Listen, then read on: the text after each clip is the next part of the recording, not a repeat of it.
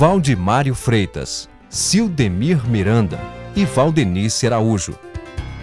Brasileiros como quaisquer outros, pais de família, donas de casa, estudantes, trabalhadores, vivem os mesmos problemas, enfrentam os mesmos desafios, desfrutam dos mesmos prazeres, alimentam os mesmos sonhos.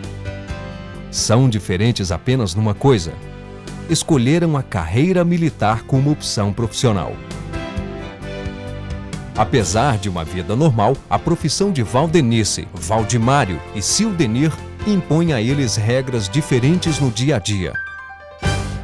Militares estão sujeitos a rígidos regulamentos que têm por objetivo resguardar os dois mais importantes pilares da profissão que escolheram: disciplina e hierarquia.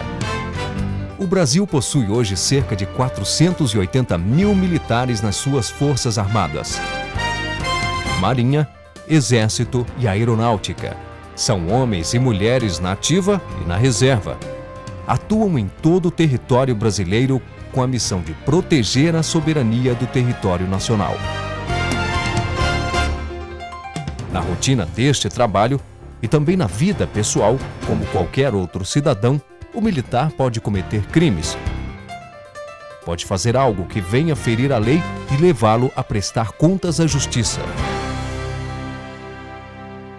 Um militar pode praticar dois tipos de crimes: o crime comum, pelo qual ele vai responder à justiça comum, e pode praticar também crimes militares previstos neste Código, o Código Penal Militar.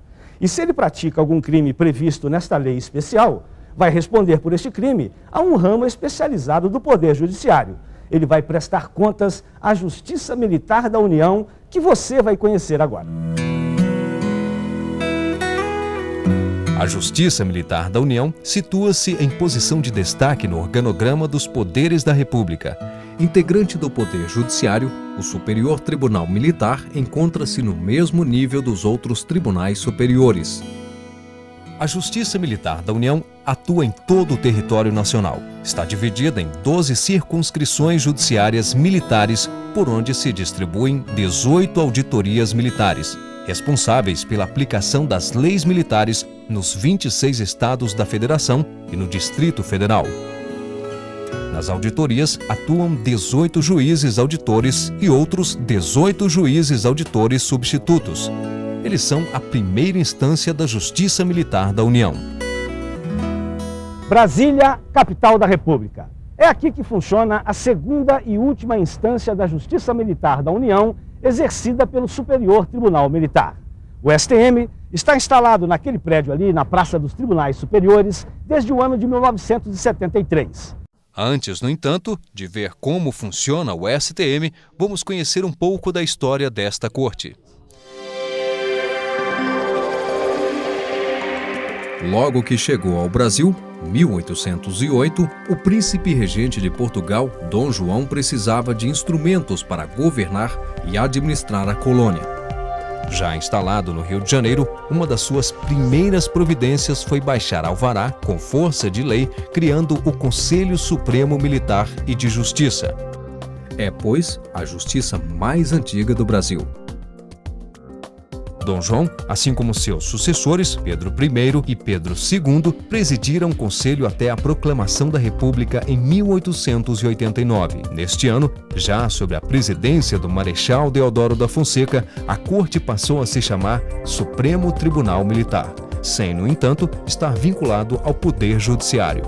Os tribunais militares brasileiros e os seus juízes foram incluídos na estrutura do Poder Judiciário em 1934. Nas Constituições de 46 e 67, a estrutura da Justiça Militar sofreu pequenas mudanças, até que a Constituição de 88 estabeleceu a atual organização, composição e competência da Justiça Militar da União. O Superior Tribunal Militar é composto hoje por 15 ministros, sendo 10 militares e 5 civis, formando o que tecnicamente é chamado de escabinato. Isto é, os julgamentos são feitos a partir da experiência que os juízes militares trazem dos quartéis e dos conhecimentos dos juízes civis em torno da ciência jurídica. Os os ministros militares, todos oficiais do último posto da carreira estão assim distribuídos: 4 generais de exército, 3 almirantes de esquadra e 3 tenentes brigadeiros do ar.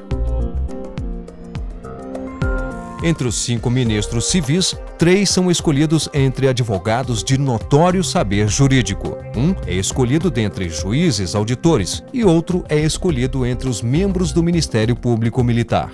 Nas cortes militares atua sempre um representante do Ministério Público Militar da União, na condição de fiscal da lei. Quando necessário, atua também um representante da Defensoria Pública Geral da União, na defesa do réu que não pode constituir advogado.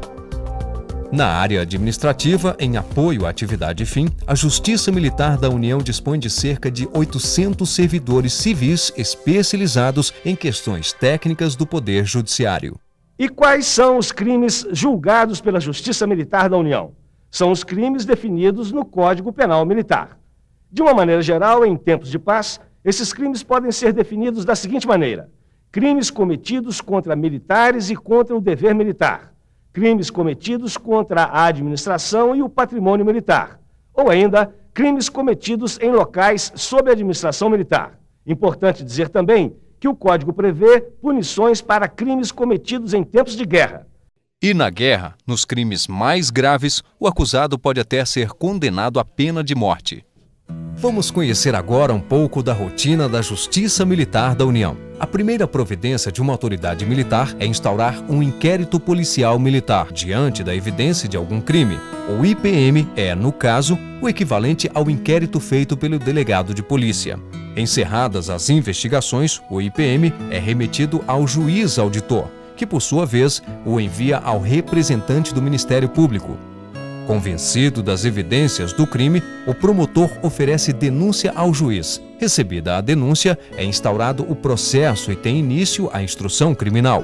Rejeitada a denúncia, o IPM é arquivado. Ao dar início ao processo, o juiz auditor convoca os conselhos de justiça. No caso dos praças, soldados, cabos, sargentos, subtenentes ou suboficiais, instala-se o chamado Conselho Permanente de Justiça. O juiz e 4 oficiais da mesma força do acusado, no caso do julgamento de oficiais, de tenentes a coronéis, é convocado o Conselho Especial de Justiça. 4 oficiais da mesma força e de patente superior à do acusado. Ao lado do juiz auditor, eles vão promover o julgamento. Se o réu ou o promotor não concordam com o resultado do julgamento, eles podem apresentar recurso. E, neste caso, quem vai julgar o recurso é o Superior Tribunal Militar, a segunda e última instância da Justiça Militar da União. Vale citar uma exceção na rotina do Superior Tribunal Militar. Se o acusado de um crime é um almirante, um general ou um brigadeiro, somente os ministros do STM poderão realizar o julgamento. Como ramo especializado do Judiciário brasileiro, a Justiça Militar da União é uma referência entre as cortes militares do mundo inteiro. E aqui no Brasil, em todos os momentos da sua longa existência, ela escreveu uma história que pode ser resumida na palavra dos mais consagrados juristas do país. O Superior Tribunal Militar é a prova viva do espírito de conciliação e entendimento do Brasil. Nesta hora em que há um medo generalizado e medo justificado porque ninguém está garantido, quando agentes de segurança podem apanhar qualquer um e sumir com o cidadão, este STM não tem medo. No Brasil, a Justiça Militar não funciona como justiça de exceção ou como tribunal de segurança, no qual as razões da justiça são submetidas às supostas conveniências da segurança do Estado. A Justiça Militar tem observado os princípios gerais do direito, julgado de acordo com a lei e provas do processo, permitindo aos advogados desempenharem seu papel com liberdade. Com mais de 200 anos de existência, a Justiça Militar da União teve participação decisiva na construção do Brasil de hoje. Ao planejar seu futuro, a Justiça Militar da União tem se modernizado ao investir em recursos humanos e tecnologia da informação. Essa nova realidade está alinhada a uma visão de planejamento estratégico que almeja uma justiça célere e moderna em consonância com as metas do Poder Judiciário. E fazendo o que sempre fez a Justiça Militar da União, continua cumprindo seu papel constitucional na defesa de nossa soberania e do povo brasileiro.